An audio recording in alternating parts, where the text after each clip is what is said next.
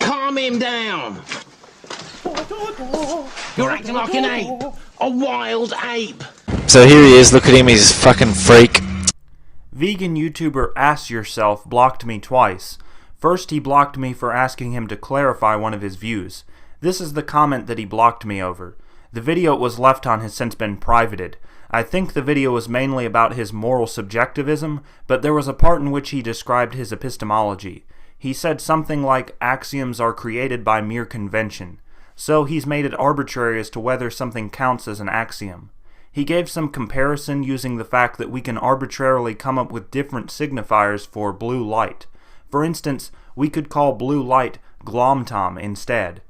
The problem is that not only do you allow for complete lunacy by saying axioms are arbitrary or subjective, but you also pull the rug out from under the whole knowledge structure.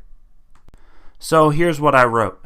You're right that we have fundamental axioms at the base. However, you make it sound like the axioms are arbitrary, but the laws of classical logic themselves are axioms, and if someone doesn't accept them, they're not merely following a different convention, they're wrong. You can call blue light whatever you want, but once you start denying self-evident rules of logic, you've fucked up.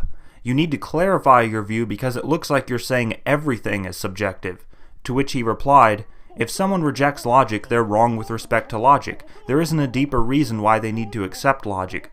As for your comment that I may be saying everything is subjective, I'm not sure why you'd think that. There's nothing on my view that's incompatible with Mount Everest existing.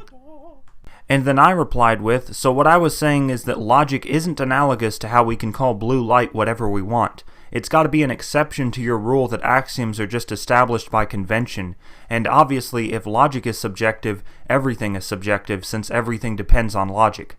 And then I got blocked. The second time he blocked me, it was for pointing out a mistake in one of his videos. In his video titled A Quick Debunk of the Philosophical Vegan Wikis, he says that it is a category error to say whether an argument in natural language is valid or invalid.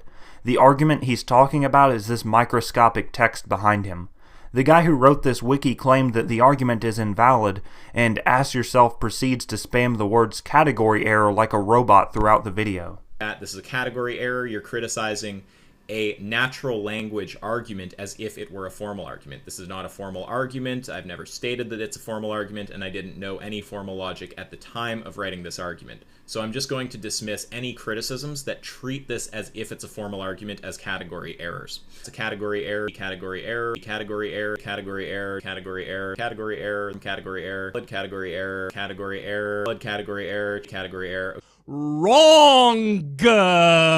Wrong! Category error. Wrong! You're wrong. Category error, category error, category error. Wrong. Wrong. Well, I left a comment pointing out the uncontroversial fact that it's not a fucking category error to apply the terms valid or invalid to a natural language argument.